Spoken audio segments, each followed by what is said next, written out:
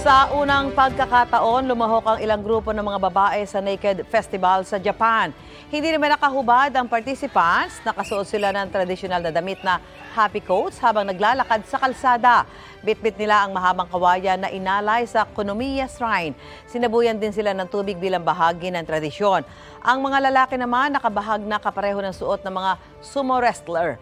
Tila nagbubunuan sila bilang simbolo ng pagtaboy sa masasamang espiritu. Makalipas ang mahigit 1,000 taon, ngayon lang lumahok sa kasiyahan ang mga babae roon na nagpapakita raw ng pagbabago ng pananaw sa gender equality. Mga kapuso, para una ka sa mga balita, mag-subscribe sa GMA Integrated News sa YouTube. Sa mga kapuso abroad, subaybayan niyo po kami sa GMA Pinoy TV at sa www.gmanews.tv.